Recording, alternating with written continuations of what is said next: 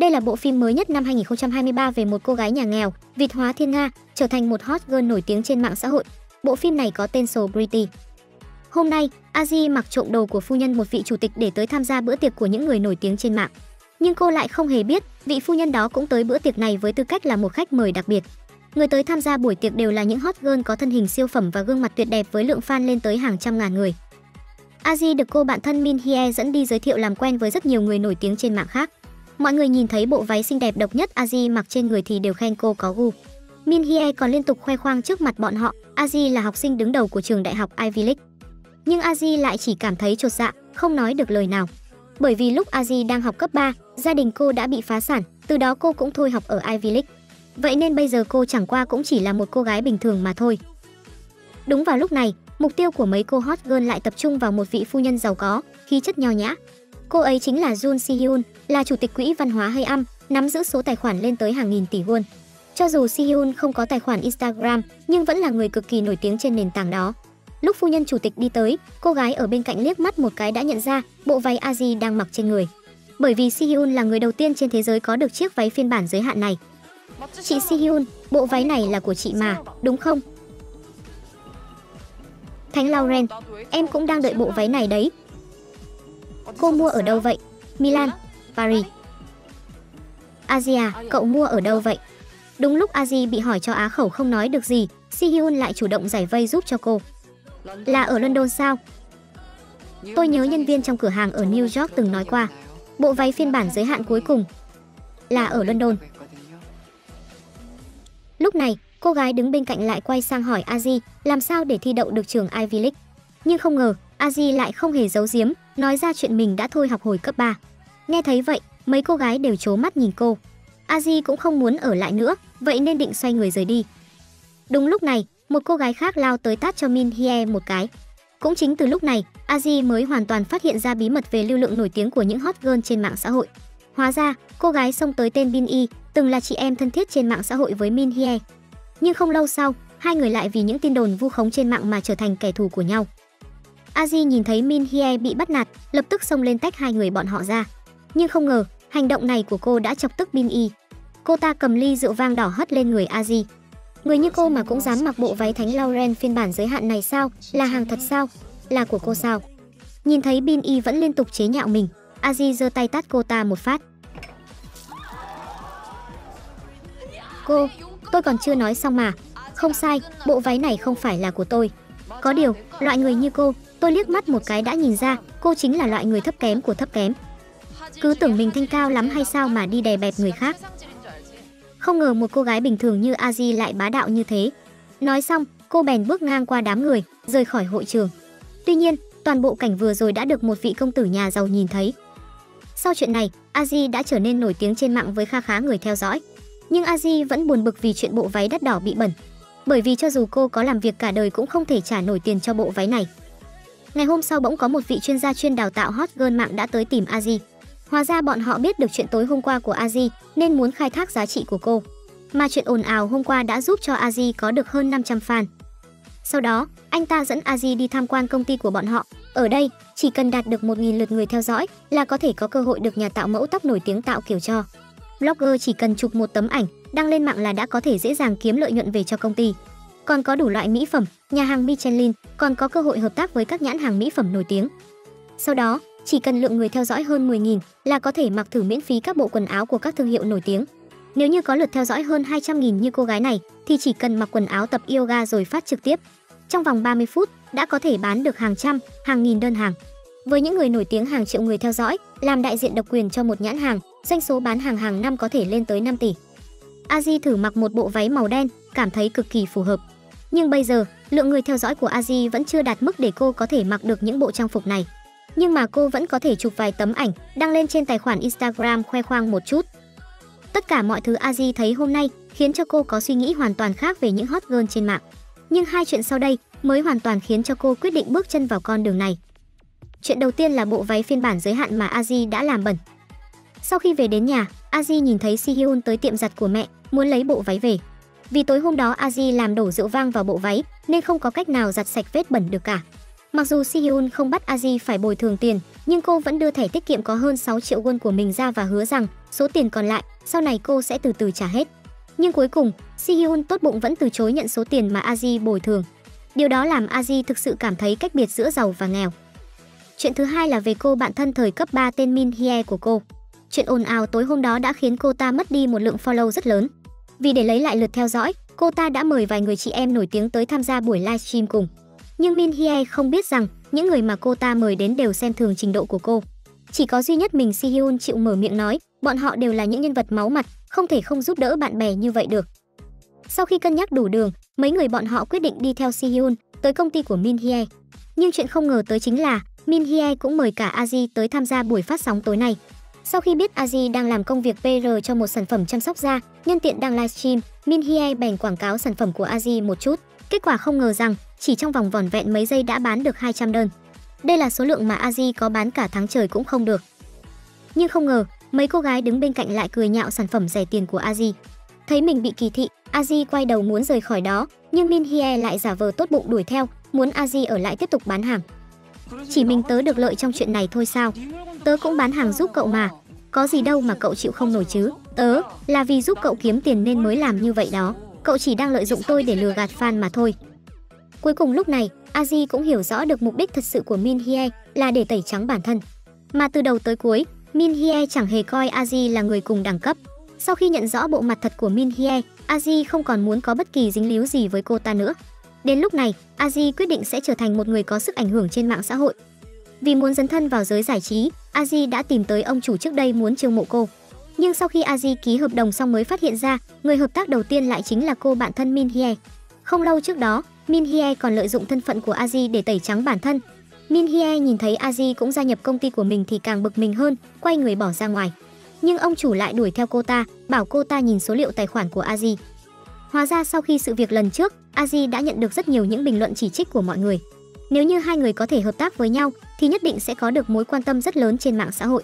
Lúc này Aji cũng đi tới, còn đề nghị hợp tác với cô ta, tạm thời bỏ qua ân oán riêng tư của hai người.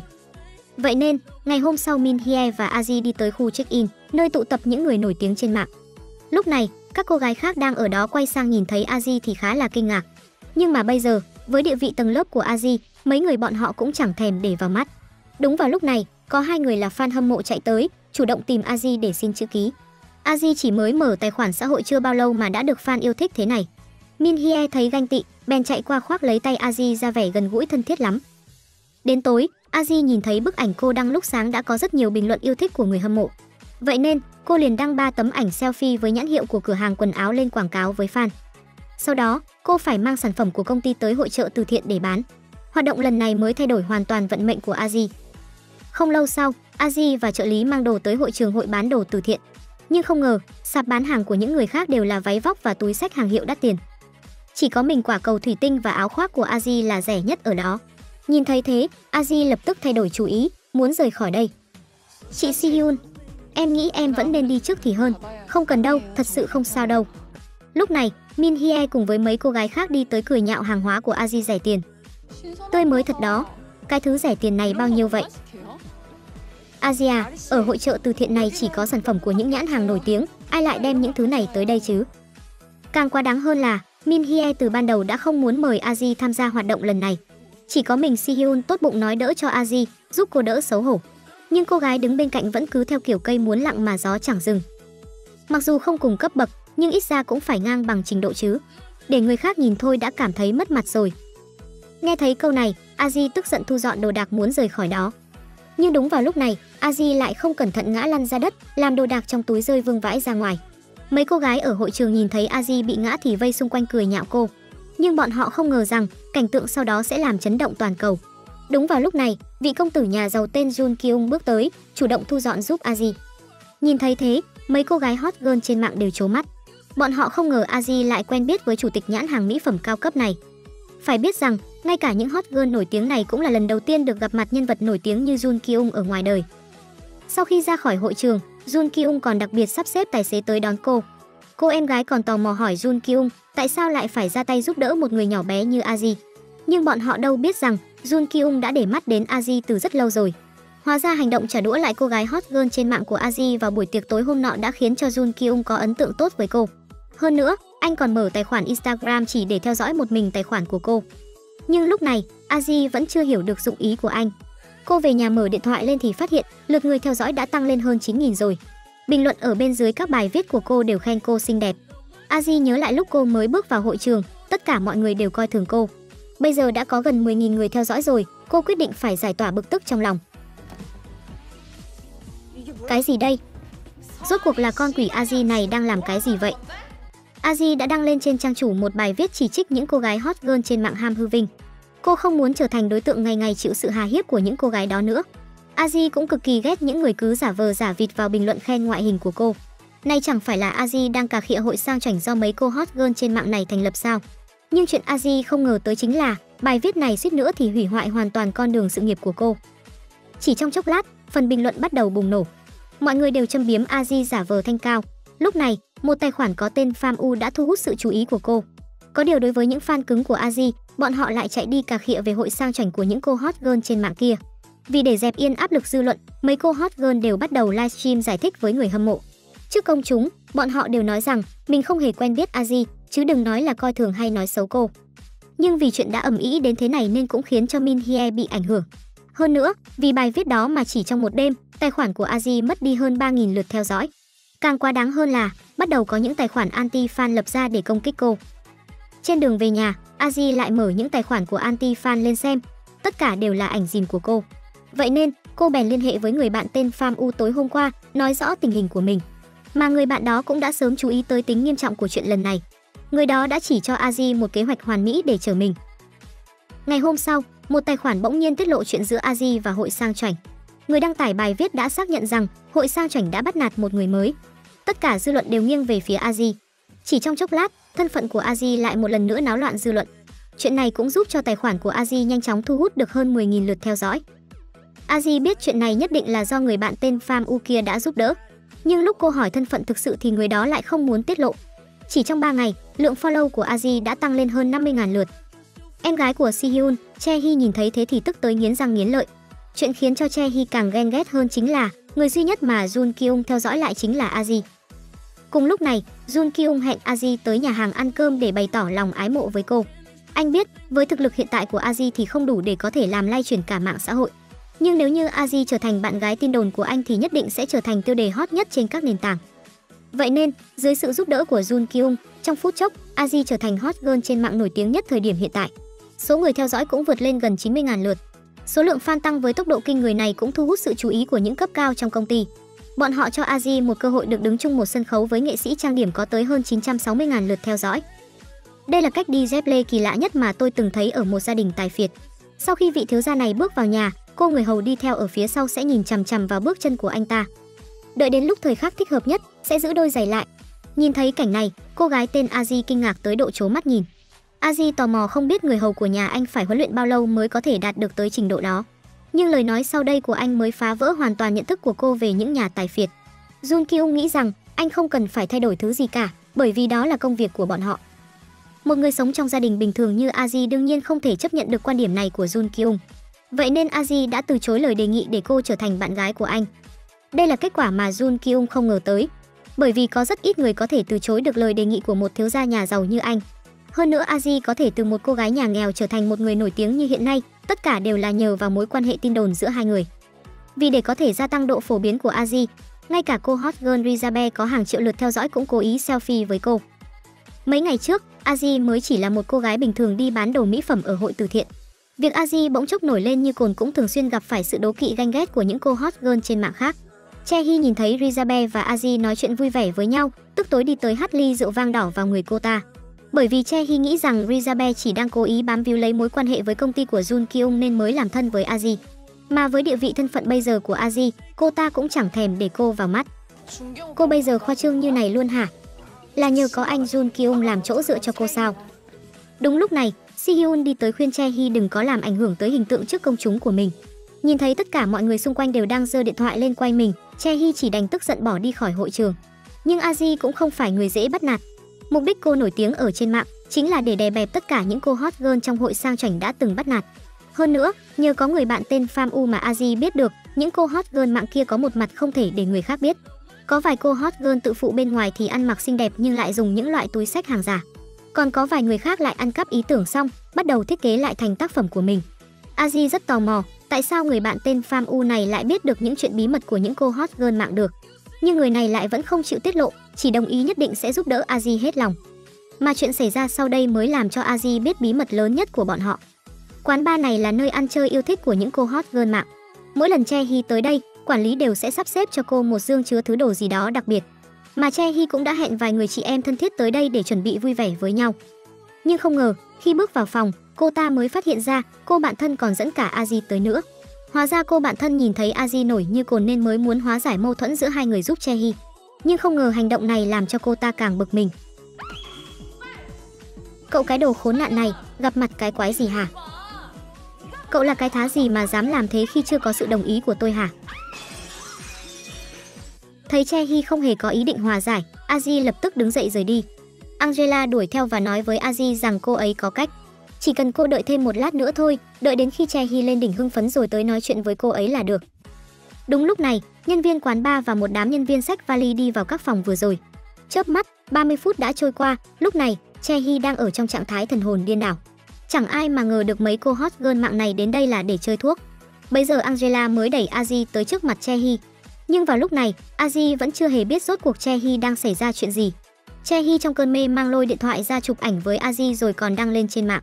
Trùng hợp thế nào mà bức ảnh này vừa đăng lên đã bị Si-hyun nhìn thấy. Vợ chồng hai người lập tức chạy đi tìm Chae-hee. Còn Aji lúc này, khi nhìn thấy thứ ở bên trong vali mới nhận thức được tính nghiêm trọng của sự việc.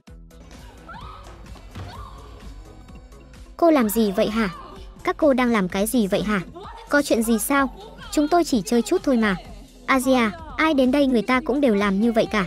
Chúng tôi làm vậy bởi vì chúng tôi là người giới thượng lưu mà. Không ngờ trong mắt những cô hot girl mạng này, thứ được gọi là tầng lớp thượng lưu là những kiểu như vậy. Rất nhanh, Si-hyun đã đến nơi. Cô nhìn hiện trường lộn xộn thì lập tức chạy đến chỗ Chae-hee, giật lấy điện thoại, xóa bài viết cô ấy vừa đăng đi. Còn Aji thì vội vàng rời khỏi hiện trường. Nhưng cô vừa mới chạy ra đến cửa thì đụng phải Jun Kyung. Jun Kyung thấy cô ở một nơi như hộp đêm này thì cho rằng cô cũng là loại hot girl mạng không ra gì. Điều này cũng khiến chút thiện cảm anh dành cho cô nháy mắt cạn sạch. Aji đang định giải thích, nhưng cô còn chưa kịp mở miệng thì bên trong lại xảy ra chuyện. Thì ra có một anh chàng vì chơi thuốc quá lố nên tim đã ngừng đập. Jun Kyung lập tức xông lên hô hấp nhân tạo cho anh ta. Aji kinh hãi lôi điện thoại ra định báo cảnh sát, nhưng bị Si-hyun và chồng cô ấy ngăn lại. Bởi vì một khi báo cảnh sát thì chuyện này sẽ lập tức bị đưa lên hot search. Trong lúc nguy cấp, Taejeon lập tức gọi người đến đưa anh chàng kia tới bệnh viện qua cửa sau của hộp đêm. Những người còn lại thì phải ngồi xe khác rời khỏi chỗ này. Về đến nhà, Taejeon lo lắng Aji sẽ phơi bày chuyện này ra ngoài ánh sáng. Mà quả thật lúc này Aji cũng đang chần chừ không biết có nên báo cảnh sát hay không. Nhưng đúng lúc này, mẹ cô chạy đến báo cho cô một tin vô cùng quan trọng. Thì ra cửa hàng bán đồ online mà cô và em trai mở mấy hôm trước được rất nhiều người ủng hộ. Nếu như bây giờ cô báo cảnh sát thì chuyện này ắt sẽ ảnh hưởng đến việc kinh doanh của gia đình. Ngày hôm sau, Si-hyun nghe lời ông xã, hẹn Aji đến nói chuyện. Nhưng đúng lúc này, Taejeon và Jun Kyung lại cùng nhau bước vào. Taejeon đưa cho Aji một bản hiệp ước giữ bí mật và bảo cô ký tên vào đó. Chỉ cần cô không nói chuyện tối qua ra ngoài thì cô sẽ nhận được một khoản thù lao hậu hĩnh. Aji lập tức từ chối lời đề nghị của Taejeon. Thế nhưng cô đã xem thường năng lực của người đàn ông này, dựa vào thân phận của anh ta, chuyện hủy hoại một hot girl mạng nhỏ bé như cô là chuyện dễ như trở bàn tay. Jun Kyung không nhìn nổi nữa, anh lập tức lôi Aji ra bên ngoài nói chuyện. Vì sự an toàn của cô, Jun Kyung hết lời khuyên ngăn một hồi. Aji, cô nên thay đổi suy nghĩ của mình một chút thì hơn. Có như vậy, tôi mới bảo vệ được cô. Tôi làm gì cũng được, nhưng cô thì lại không thể. Cô sẽ bị thương đấy. Nghe Jun Kyung nói xong, Aji cũng chỉ đành thỏa hiệp với Taejeon. Đến tối, Jun Kyung đến tìm Taejeon, cảnh cáo anh ta đừng có đụng vào Aji, bởi vì hiện giờ, Jun Kyung đã nắm được top của anh ta. Quãng thời gian sau đó, Aji chuyên tâm đầu tư vào việc kinh doanh của cửa hàng nhà mình. Những mẫu quần áo mà Aji làm đại diện cũng đột nhiên được bán ra với số lượng lên đến hàng chục nghìn đơn. Mà số lượng người follow cô cũng đã tăng lên hơn 200.000 lượt. Tiếp theo đây, cô cần mở ra một thương hiệu của riêng mình. Mà cô cũng đã nhắm được một người tiêu dùng vô cùng lớn bên Trung Quốc. Đây cũng là lúc nhân vật Giang Wei được lên sàn. Thấy Aji ngày càng thành công, các hot girl mạng khác cũng ngày càng thêm ghen ghét cô. Quãng thời gian sau đó, bọn họ không ngừng tìm cách chống đối Aji. Cô gái nghèo này vừa mới đặt chân vào làng giải trí mà đã có thể tham gia buổi ra mắt sản phẩm của một nhãn hàng nổi tiếng. Trong buổi ra mắt này, các nhân vật nổi tiếng trên mạng được sắp xếp ngồi ở hàng ghế sau, còn những người có sức ảnh hưởng nhất thì đều được xếp ở hàng ghế đầu. Nhưng lúc này, đột nhiên có một cô hot girl mạng chỉ có hơn 200k followers từ đâu ngồi vào hàng ghế đầu tiên. Mấy cô nàng hot girl từng ức hiếp cô khi trước đều cảm thấy không thể tin nổi. Bởi vì 1 tháng trước, Aji còn phải ăn trộm đồ của phu nhân nhà tài phiệt để được tham gia show Pretty. Ấy vậy mà bây giờ, cô không chỉ được khoác bộ đồ limited trên toàn thế giới, mà khí thế cũng không kém cạnh bất kỳ ai. Thực ra sự xuất hiện của Aji ngày hôm nay cũng chỉ là bước thứ nhất trong kế hoạch trả thù của cô mà thôi. Cửa hàng quần áo online của cô mới nổi cách đây không lâu nhưng lại bị mấy cô hot girl khác ghen ghét, bọn họ cố tình độc chiếm quần áo ở chợ đầu mối, khiến cô không cách nào lấy được nguồn cung. Trong khi cô đã đặt trước tận 5.000 bộ đồ nhưng bên cung lại nói rằng bọn họ cũng hết cách. Aji hỏi đi hỏi lại, cuối cùng mới được biết bên độc chiếm quần áo chính là cửa hàng online lớn nhất, Bestaroom. Bên cung nói rằng họ cũng bị ép phải chuyển hàng cho Bestaroom, nếu không thì họ sẽ không thể tiếp tục kinh doanh ở đây. Khó khăn lắm mới được một lần cháy hàng, vậy mà Aji lại sắp phải đối mặt với nguy cơ trả hàng toàn bộ. Đây không chỉ là một tổn thất to lớn mà nó còn ảnh hưởng đến cửa hàng và sự tin tưởng của các fan dành cho cô. Aji vội vàng mở trang bán hàng của Bestaroom ra xem, phát hiện tất cả trang phục họ bán đều giống y của cô. Rõ ràng là phía đối phương đang cố ý gây hấn với cô. Aji nhanh chóng nói cho Pham U biết chuyện này, nhờ cô ấy giúp cô điều tra chủ cửa hàng của Bestaroom. Nhưng cô ấy lại nói, dựa vào địa vị hiện tại của cửa hàng cô thì không thể chống lại Bestaroom. Bởi vì chủ cửa hàng Bestaroom đang là chủ đầu tư lớn nhất của chợ đầu mối Đồng Đa Mùn. Thấy càng ngày càng nhiều người dùng gọi đến khiếu nại, Aji trực tiếp đến tìm Hwang Eui. Cô ghét nhất chính là mấy người lợi dụng quyền lực để cướp đoạt đồ của người khác. Hwang Eui lúc này đang nói chuyện điện thoại cùng Min Hye. Chẳng ngoài dự đoán, tất cả những chuyện này đều do mấy cô hot girl trong hội sang chảnh làm ra. Nhưng ai ngờ, chuyện xong rồi mà Min Hye vẫn muốn Eui phân cho cô ta thêm 20% lợi nhuận. Nghe đến đây, Eui qua quýt mấy câu cho có lệ rồi ngắt luôn điện thoại. Biết đùa ghê đấy.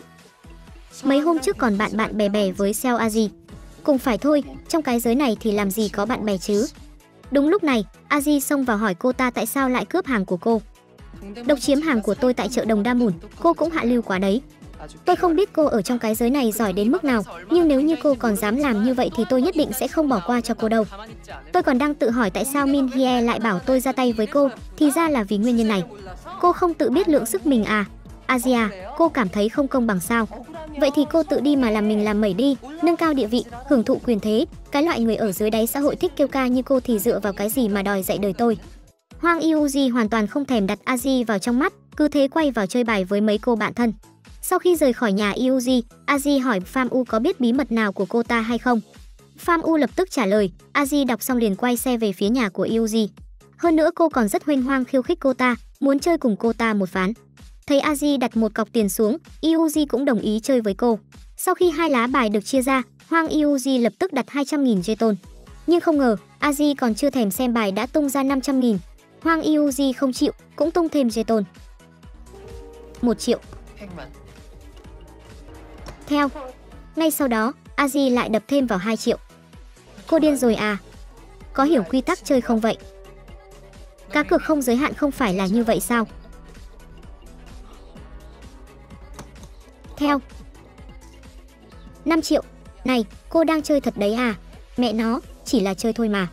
Không phải, đối với tôi mà nói thì đây chính là cạnh tranh. Jeton của tôi tung ra dựa theo giá cả cơ thể của cô đấy. Cái gì? Cô Hwang Eui. Thì ra Eui có nhiều tiền như vậy đều là dựa vào việc đi tiếp khách ở quán bar. Và số jeton mà Aji vừa đập vào chính là giá đi tiếp khách tăng lên theo thời gian của Eui. Lúc này, Eui mới nhận ra Aji đã biết được bí mật của cô ta. Cô nói cô đã phải trải qua sự cạnh tranh khốc liệt biết bao mới đến được vị trí này.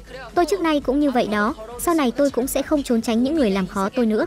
Bất kể là cô hay là Min Hye, tôi cũng sẽ dùng cách của mình để chống lại bằng được. Nhìn dáng vẻ hoang mang tức giận của Hwang Eui, Aji lật hai lá bài của mình lên. Kết quả, hai lá bài của cô lại là hai lá bài nhỏ nhất, vậy mà lại thắng được mấy triệu tiền của đối phương. Đắc thắng rời đi khiến cho tâm trạng Aji cũng được thoải mái hơn rất nhiều. Và chuyện chuẩn bị xảy ra sau đây mới là mấu chốt thay đổi cả cuộc đời của Aji. Trên đường trở về, Aji vô tình gặp lại chú Jeongbe. Năm đó nhờ có sự giúp đỡ của bố Aji nên Jeongbe đã tự mình mở được một xưởng sản xuất quần áo lớn nhất trong vùng. Có được xưởng sản xuất của chú Jeongbe, Aji cần phải lập ra một kế hoạch lật lại ván cờ. Thời gian sau đó, Aji đăng bài lên Instagram nói rằng cô cần phải chỉnh đốn một chút nên sẽ vắng mặt một thời gian. Chớp mắt, cư dân mạng bắt đầu nổ lên, cho rằng Aji định rút khỏi giới giải trí. Không có Aji, mấy cô hot girl mạng trước nay vẫn ghim cô thấy thoải mái hơn rất nhiều. Hôm nay tâm trạng tốt, ít nhất cũng phải tiêu 2 triệu mới được. Tớ phải quét thẻ tín dụng đã đời mới được. Hôm nay, một sàn catwalk của thương hiệu nổi tiếng sẽ mời các nhân vật nổi tiếng mạng tham gia. Nhưng không ngờ Aji lại đột nhiên tìm đến Angela. Thì ra Pham U đã tiết lộ cho cô biết bí mật của Angela, đó chính là chuyện cô ta bán thân. Aji cố tình giả vờ làm khách hàng, gửi tin nhắn gọi Angela đến khách sạn. Cô, một lần giao dịch được hẳn 2 triệu cơ à, giỏi thật đó. Rốt cuộc thì cô muốn cái gì? Angela biết bí mật của mình đã bị lộ thì lập tức quỳ xuống cầu xin Aji, nếu như chuyện này bị phơi bày thì sự nghiệp idol mạng của cô ta coi như xong. Nhưng hôm nay Aji đến tìm Angela còn có mục đích khác quan trọng hơn, đó chính là dùng bí mật của cô ta để đổi lấy vị trí VIP trong buổi catwalk của ba men. Sau đó, Aji tới chỗ ông chủ xin một bộ đồ limited trên toàn cầu. Cứ như vậy, cô nghênh ngang bước vào ngồi ngay hàng ghế đầu trước ánh mắt ghen tị của các idol mạng khác. Chỗ đó mà là chỗ của Seo Aji sao? Này, cái thứ như cô thì dựa vào cái gì mà được ngồi cùng hàng với tôi hả? Lúc này, Jun Kyung đang ngồi ở phía đối diện đang liên tục tìm kiếm Aji và anh phát hiện cô đang ngồi ngay hàng ghế đầu. Thế nhưng, hôm nay tới đây, Aji còn có một mục tiêu khác quan trọng hơn. Cô gái này chính là người mẫu catwalk nổi tiếng với hơn 4,5 triệu lượt follow, Choi Bom. Sau khi buổi lễ kết thúc, Aji đến tặng hoa cho Choi Bom và xin được chụp chung một bức với cô ấy. Đến lúc này, Choi Bom mới chú ý tới bộ đồ limited mà Aji đang mặc trên người. Aji nhân cơ hội quảng bá, đây là một sự kết hợp đặc biệt của cửa hàng online của cô. Choi Bom nói rằng cô ấy cũng có một chiếc váy giống y như vậy, chỉ là cô ấy cứ mãi không biết nên phối như thế nào cho hợp. Hôm nay nhìn thấy cách phối đồ tuyệt vời của Aji, cô mới biết thế nào gọi là khen không ngớt lời. Thậm chí Choi Bom còn đăng ảnh chụp chung với Aji lên trang cá nhân.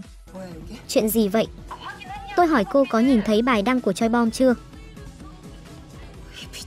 Aji, con điên này. Tôi đã nói rồi mà, Seo Aji là một con chó khó đối phó. Tôi đã nói là cô ta sẽ không dễ dàng bỏ qua mà. Choi Bom, tại sao chứ? Có được sự ủng hộ của idol hơn 4,5 triệu follow, địa vị của Aji trong giới lập tức thay đổi to lớn. Chỉ trong một đêm, bộ đồ mà cô làm đại diện đã được bán ra với số lượng lên đến 200.000 đơn. Nhưng đây mới chỉ là bước đầu tiên trong con đường trả thù của cô mà thôi. Tiếp theo đó, cô tìm đến một nhãn hàng mỹ phẩm nổi tiếng đề nghị hợp tác. Aji muốn lấy thương hiệu mặt nạ của cô hợp tác cùng công ty mỹ phẩm của Jun Kyung. Chúng ta đứng dậy đi. Anh Jun Kyung, tôi vẫn chưa nói hết. Chúng ta còn lời gì để nói sao? Đừng nói là em cho rằng tôi sẽ từ chối hợp tác với em đấy nhé. Rất nhanh sau khi hợp tác với nhãn hàng mỹ phẩm của Jun Kyung, mặt nạ của Aji cũng bắt đầu được bán ra với số lượng khổng lồ. Aji bây giờ còn mở ra studio của cửa hàng riêng do mình đại diện. Và hôm nay, đột nhiên có một người phụ nữ bí ẩn đến tìm Aji. Đây là buổi lễ ra mắt triệu tập đông đảo các idol mạng từ lớn đến nhỏ trên toàn Hàn Quốc. Đúng vào lúc cô nàng hot girl này đang được phỏng vấn thì đột nhiên, tất cả mọi người lại bị thu hút bởi một người khác, đó chính là Aji. Cô từ một cô gái nghèo khổ nhỏ bé trở thành một idol có đến cả triệu followers và bây giờ, cô đang là idol được các fan yêu thích nhất và cũng là đại diện cho một nhãn hàng lớn. Những cô idol khác lúc này chỉ có thể đỏ mắt ngồi trong góc ghen tị với Aji mà thôi. Aji đi đến chỗ những người từng ức hiếp cô khi trước, sỉ nhục bọn họ một trận. Bởi vì sau lần tham gia bữa tiệc lần trước, những người này đều coi cô là người hầu ở dưới đáy xã hội. Nhưng bọn họ nào có ngờ được, chỉ trong một tháng ngắn ngủi, lượng fan của Aji đã tăng lên hơn 1,3 triệu lượt. Nghe Aji nói xong, Chae-hee nổi giận, tiến lên định dạy dỗ Aji một trận. Nhưng cô ta còn chưa chạm được vào Aji thì đã tự mình vấp phải bàn rồi ngã xuống đất. Rượu trong ly lập tức bắn lên váy của Aji. Những người khác đều nhanh tay lôi điện thoại ra quay lại khoảnh khắc đáng nhớ này. Trợ lý chạy đến, nhìn thấy chiếc váy limited của Aji bị bẩn thì không biết nên làm thế nào. Nhưng Aji an ủi cô ấy rằng cô có thể mua chiếc váy này. Và câu nói này cũng vô thức tác động mạnh tới cô. Bởi vì cách đây không lâu, cô còn phải dựa vào đồ ăn trộm của người khác để tham gia bữa tiệc của các idol. Chẳng ai mà ngờ được, chỉ trong một thời gian ngắn cô đã vịt hóa thiên nga, trở thành một tiểu thư tài phiệt đích thực. Thế nhưng, sự việc tiếp theo đây đã hoàn toàn hủy hoại sự nghiệp idol của Aji. Aji vừa mới bước vào trong đã đụng mặt Taejeon. Hai người còn chưa kịp chào hỏi thì nhìn thấy ông chủ khách sạn đang đuổi một cô gái ra ngoài. Vừa hay lúc này, Jun Kyung và Si Hyun đang đi vào nên cũng nhìn thấy cảnh này. Thì ra vì hay tin anh trai mình đột nhiên tự sát nên cô gái này mới chạy đến đây để hỏi. Nhưng không ngờ ông chủ khách sạn cứ một mực trốn tránh chân tướng cái chết của anh trai cô.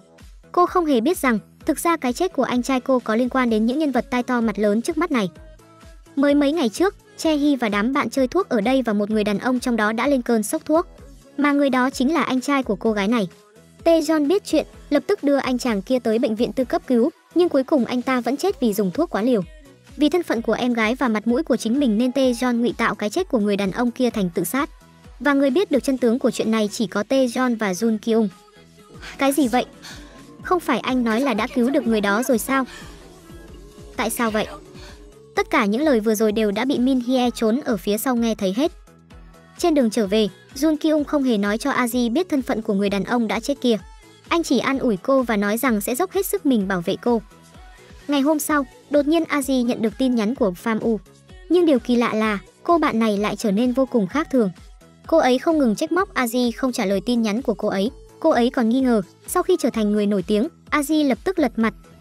Cậu có ACC nào khác không? Mở một cái rồi follow tôi đi. Biết chưa hả? Cậu phải trả lời tôi bất cứ lúc nào. Khi Aji hỏi đến thân phận của Pham U thì đối phương lại lập tức offline. Nhưng Aji không hề biết rằng cô bạn này đã tìm ra Chae-hee, người có mâu thuẫn với cô tại buổi tiệc. Hơn nữa, Pham U còn định đem những bí mật đằng sau sự nổi tiếng của Aji nói cho cô ta biết.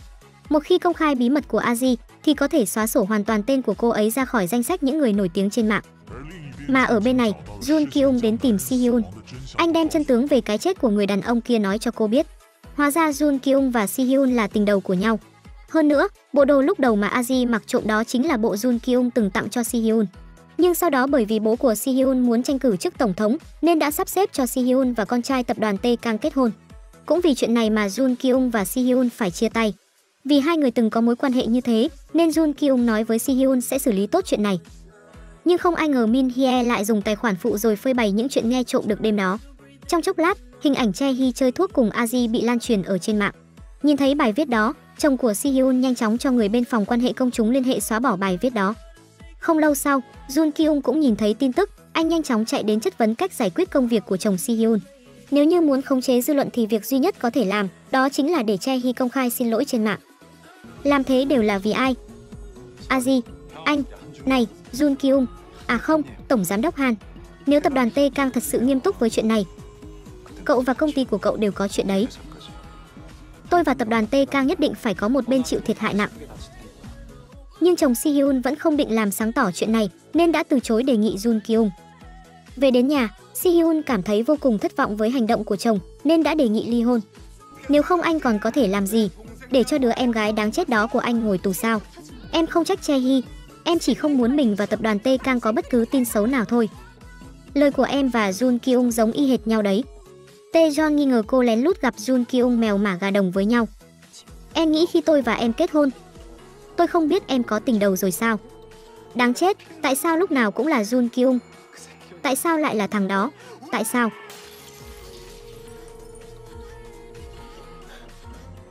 Cùng lúc đó, bởi vì Aji không lên mạng nên không biết chuyện này đã bị truyền ra ngoài. Mấy ngày nay, cô đang chuẩn bị mời một ngôi sao người Trung Quốc rất nổi tiếng trên mạng đến tham gia một buổi livestream. Mà ngôi sao nổi tiếng trên mạng này chính là tiểu tỷ tỷ quốc sắc thiên hương Tống Vũ Kỳ. Xin chào, Giang Wei tiểu thư, tôi là Aji. Cảm ơn cô đã đến. Trước khi chúng ta livestream, tôi muốn thảo luận tình hình với bên xưởng sản xuất. Lát sau, Aji đã đưa Giang Wei đi giới thiệu các sản phẩm cần livestream của xưởng sản xuất. Những thứ này được nhập khẩu từ Thổ Nhĩ Kỳ, đều là những chất liệu cao cấp. Sau khi xem xong, đều là vải chất lượng cao, Giang Wei đã tăng số lượng đơn hàng từ 300.000 lên 1 triệu đơn. Nghe thấy con số này, Aji và chú Jeongbe đều trố tròn mắt, lập tức đồng ý với yêu cầu của cô ấy. Đương nhiên là được rồi, tôi nhất định sẽ nghĩ cách sản xuất càng nhanh càng tốt. Nhưng mà lúc này, trợ lý Jong-sun lại nghe được vụ scandal của Aji đang bị lưu truyền trên mạng. Jong-sun lo lắng có người cố ý tạo scandal về Aji nên đã nói chuyện này cho mẹ Aji biết. Mẹ Aji lại không muốn ảnh hưởng đến thời gian livestream nên đã nhắc nhở Jong-sun không được hành động thiếu suy nghĩ. Rất nhanh sau đó, phòng livestream của Aji đã được sắp xếp xong. Sau khi phát livestream, lúc Aji và Giang Wei giới thiệu chất liệu của quần áo, số lượng người xem đã vượt qua 300.000 người. Hơn nữa, chỉ trong 5 phút ngắn ngủi, số lượng hàng bán ra đã vượt qua 5.000 đơn. Nhưng đột nhiên vào lúc này, Giang Wei nhận được một cuộc gọi và sau đó, buổi livestream đã bị hoãn lại. Tôi nghĩ là rất khó để tiếp tục. Sao cơ? Quá lợi hại rồi, cháy hàng rồi, đều bán hết rồi. Cậu nói cái gì? Bán hết rồi. Đúng vậy, chúc mừng cô Aji, toàn bộ hàng đều đã bán hết rồi. Như vậy, Aji đã vượt lên trở thành người đứng đầu trong danh sách những người bán hàng nổi tiếng trên mạng. Nhưng sau khi buổi livestream kết thúc, Aji đưa ra một quyết định khiến mọi người ai cũng phải kinh ngạc. Cô đến cục cảnh sát và tiết lộ tất cả chân tướng chuyện đêm đó Chae-hee chơi thuốc. Hành động này sẽ ảnh hưởng đến cả giới giải trí và các nhân vật lớn trong gia tộc tài phiệt nhà Chae-hee. Cô gái này ở bên ngoài là một cô nàng vừa giàu có vừa xinh đẹp. Nhưng mà sự thực là cô ấy sống trong một căn nhà hôi hám đầy rác rưởi. Mỗi ngày về đến nhà, việc đầu tiên cô ta làm đó là đăng nhập vào mạng xã hội. Cô ta chính là một người nổi tiếng thần bí trên mạng, Pham U, người đã giúp Aji trả thù. Hóa ra cô gái này ban ngày làm việc ở tiệm massage, thường xuyên ghi âm lại những bí mật đen tối của các người nổi tiếng. Đến tối cô ta lại dùng tài khoản ẩn danh đăng những bí mật đó lên mạng. Đây cũng là cách mà cô ta có thể tiếp tục cung cấp những tin xấu của người nổi tiếng cho Aji, giúp Aji thành danh. Nhưng từ khi Aji nổi lên, Pham U lại bắt đầu đưa ra đủ loại yêu cầu. Không đợi phản hồi của Aji, cô ta đã đi tìm đối thủ của cô ấy trong giới giải trí. Cô ta nói hết bí mật đằng sau mỗi bước để trở nên nổi tiếng của Aji cho Chae Hee biết. Một khi những tin này bị phơi bày ra ánh sáng, thì Aji sẽ hoàn toàn thân bại danh liệt. Tối đó, Min Hye lén lút liên hệ với Pham U. Cô ta muốn đem hết những đố kỵ và bất mãn với Aji nói cho tất cả cư dân mạng biết. Min Hye còn nhờ Pham U cùng mình đánh bại Aji. Vì vậy, ngày hôm sau, trên mạng đã có đủ các loại thông tin sai sự thật. Chỉ trong chốc lát, Aji đã bị công kích từ các bình luận ác ý tràn lan ở trên mạng. Nhìn thấy tin tức này, các idol mạng trong giới giải trí đều vui như hoa. Lúc này, Jun Kyung cảm thấy việc này nhất định là có người cố ý vu khống Aji, nên nhanh chóng chạy đi tìm cô rồi cùng cô đi báo cảnh sát. Aji nhận ra chuyện này chắc chắn là do Pham U làm ra. Nhưng chẳng ai ngờ, lúc này, Aji lại đưa ra một quyết định có thể hủy hoại đi vận mệnh của mình. Aji quyết định tối nay sẽ phơi bày chuyện Chae Hee chơi thuốc rồi hại chết người cho cả nước biết. Đến tối, Aji livestream, trong phần bình luận toàn là những lời chửi bới ác nghiệt. Nhưng Aji còn chưa kịp nói rõ hết chân tướng, đột nhiên Min Hye livestream thừa nhận mình đã xuyên tạc bài viết Chae Hee chơi thuốc. Hơn nữa cô ta còn úp một cái nồi lên đầu Aji, tố cáo chính Aji là người sai cô ta làm thế. Cô ta điên rồi à? Đang nói vớ vẩn cái mẹ gì vậy? Là Seo Aji đã cẩn thận tỉ mỉ cố ý kéo tôi vào trong chuyện này. Cô ta chỉ cần thoát khỏi hiểm nghi hút ma túy là được. Những lời của Pham U nói là sự thật. Seo Aji, con người này có thể làm ra đủ loại thủ đoạn xảo quyệt hơn cả như này. Hóa ra, mấy tiếng trước, chồng của Si Hyun đã đào ra chủ nhân của bài viết tố cáo Chae Hee chơi thuốc, mà người đó chính là Min Hye. Thế là anh ta lập tức đến tìm Min Hye và ép cô ta hắt nước bẩn vào người Aji. Nếu không sẽ lấy lý do cô ta lan truyền thông tin sai sự thật để khởi tố cô ta. Sau đó, Min Hye làm theo sự sắp xếp của chồng Si Hyun, tranh livestream trước để đổ mọi tội lỗi lên đầu Aji. Chỉ trong chốc lát sau khi tin tức này xuất hiện, những đơn hàng đặt trên livestream của Aji đều bị hoàn lại hết. Sau khi xem xong livestream, mẹ Aji tức giận đến mức ngất luôn tại chỗ. Mà Jun Kyung nhìn đã biết một màn này chắc chắn là do chồng Si Hyun làm ra. Bởi vì đêm đó, Jun Kyung cũng có mặt tại hiện trường. Anh ấy dùng thân phận của đương sự để đệ đơn kiện chồng Si Hyun. Cậu muốn tố cáo Tae Kang? Thật sao? Tại sao? Seo Aji cầu xin cậu giúp đỡ à? Đơn tố cáo này có chứng cứ không? Tôi chính là nhân chứng. Cục trưởng, giám đốc sở, công tố viên, anh nghĩ chỉ có Tae Kang mới có những quan hệ này à? Jin Tae-yeon, không phải tôi đã từng nói với anh rồi sao? Trong chúng ta nhất định phải có một bên chịu thiệt hại nặng. Sau khi cảnh cáo Tae-yeon, Jun Kyung lái xe đến nhà Aji. Nhưng anh không ngờ là Tae-yeon vì muốn tiêu hủy nhân chứng mà lại dám ra tay với anh ấy.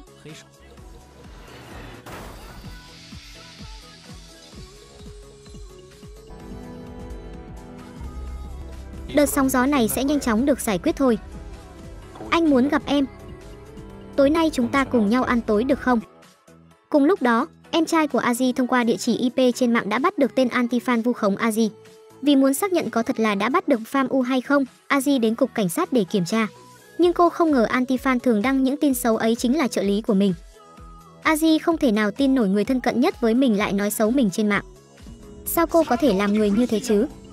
Du Seong, xin lỗi, tôi không cố ý. Cô có còn là người không? Đây là chuyện mà con người có thể làm ra sao? Từ đầu đến cuối cô chưa từng xem tôi là bạn đúng không? Tôi đăng những bình luận đó chỉ để giải tỏa căng thẳng thôi, chỉ thế mà thôi. Hóa ra từ sau khi Aji hot lên, thì trợ lý bên cạnh cô cảm thấy ghen tị. Vì muốn giải tỏa căng thẳng, nên cô ta đã đăng những bức ảnh xấu xí của Aji lên trên mạng. Mà sau đó lại có càng nhiều anti-fan theo dõi cô ta, nên cô ta lại càng điên cuồng ngang ngược hơn. Đúng lúc này, Aji nhận được điện thoại từ Si Hyun nên nhanh chóng chạy đến bệnh viện. Bởi vì tai nạn giao thông vừa rồi đã khiến Jun Kyung bị thương nặng, bây giờ vẫn còn hôn mê chưa tỉnh. Càng tồi tệ hơn là Jeong Bae chịu không nổi áp lực từ cư dân mạng nên đã tự sát. Jeong Bae tự trách bản thân đã sản xuất thêm 1 triệu bộ đồ, khiến Aji chịu áp lực nặng nề. Lúc này, Pham U tiếp tục đăng bài phốt Aji bóc lột nhân viên đến mức người ta phải tự sát. Các anh hùng bàn phím bắt đầu nhục mạ mắng nhiếc Aji ở trên mạng. Nhưng với việc này, những người nổi tiếng được lợi nhất trong giới giải trí lại tổ chức tiệc chúc mừng. Tối đó, Aji đến gặp Jun Kyung lần cuối, rồi một mình đi lên sân thượng. Lúc này, Si Hyun chạy đến thấy Aji có ý định tự sát, thì nhanh chóng chạy lại khuyên cô ấy. Cô đang làm gì vậy? Tôi không chịu nổi nữa. Khi đó tôi nên nghe lời. Là tại tôi nên mọi chuyện mới thành như vậy. Cô xuống trước đi. Jun Kyung bảo vệ cô như thế là vì anh ấy, cô phải vực dậy. Cuối cùng Aji không chọn tự sát. Cô quyết định vì sự nghiệp của mình mà chiến đấu một trận cuối cùng. Aji ngồi trong xe gọi điện thoại cho Si-hyun để tạm biệt. Sau đó không chút do dự nào mà lái xe lao xuống sông.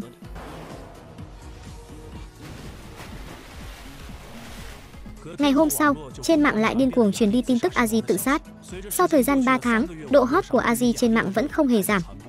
Cho đến một hôm, Aji vốn dĩ đã chết lại đột nhiên livestream. Lần này, Aji livestream phơi bày hết bí mật của những người nổi tiếng trên mạng ra. Chỉ trong chốc lát, livestream của Aji đã lên hot search với con số 100.000 lượt tìm kiếm. Hay tin Aji đã sống lại, nhóm người nổi tiếng trong hội sang chảnh vừa xem livestream của cô ấy vừa đổ mồ hôi lạnh. Nhưng người quan tâm nhất đến sống chết của Aji đó chính là Pham U. Không lâu sau, số người vào phòng livestream của Aji lên đến 1 triệu người. Aji nói ra hết chuyện Che Hee hại chết người do chơi thuốc trong bữa tiệc, sau đó bị chồng Si-hyun của tập đoàn Taekang che đậy. Chỉ trong chốc lát, dư luận đã đứng hết về phía Aji. Dưới áp lực của dư luận, cảnh sát chỉ có thể ra lệnh bắt giữ chồng Si-hyun. Cùng lúc đó, chồng của Si-hyun nhìn thấy livestream, nhanh chóng sắp xếp nhân viên tiêu hủy hết chứng cứ, đồng thời tìm hacker để tìm ra vị trí của Aji. Khi vấn đề lên đến cao trào, một số lượng lớn phóng viên vây quanh công ty của chồng Si-hyun. Cùng lúc đó, bác sĩ giúp tập đoàn Taekang che đậy sự thật về cái chết cũng nhanh chóng thu dọn đồ đạc chuẩn bị trốn ra nước ngoài. Nhưng còn chưa đợi anh ta thu dọn xong thì cảnh sát đã đến tận nhà anh ta. Còn Min Hye đến gặp mẹ Aji, bà ấy bị tố cáo trốn thuế và giờ đang ở tù. Min Hye giả làm bạn thân của Aji và muốn bà ta nói ra vị trí hiện tại của Aji. Nhưng mẹ Aji đã sớm biết Min Hye chính là người đâm sau lưng con gái mình. Không lâu sau, cảnh sát đã định vị được vị trí phát livestream của Aji. Cùng lúc đó, chồng Si Jeon cũng biết được vị trí của cô ấy và nhanh chóng chạy đến đó. Nhưng mà Jun Kyung vừa tỉnh lại, biết được chỗ của Aji, lập tức chạy đến nơi. Tuy nhiên, khi Jun Kyung chạy đến nơi Aji đang livestream thì vô cùng kinh ngạc.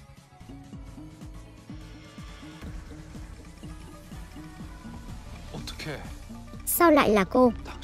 Hóa ra là trợ lý riêng của Aji đã lợi dụng AI đổi mặt để lừa mọi người. Còn em trai của Aji ở đằng sau liên tục thay đổi vị trí IP. Mà mục đích của bọn họ đó chính là dẫn dắt Pham U ra. Chỉ cần cô ta biết Aji chưa chết, chắc chắn sẽ đăng nhập vào mạng xã hội. Như thế là em trai của Aji có thể tìm ra địa chỉ IP của cô ta.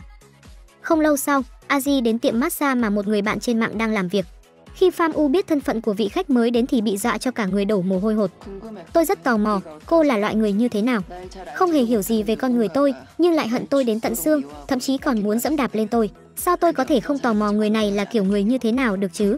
Cô là ai? Cô sẽ không? Không sai, tôi không phải là Jun Si-hyun. Tôi là Seo Aji. Gặp mặt tôi có cảm giác thế nào? Pham U. Hóa ra Pham U tên là Lee Eun-chae.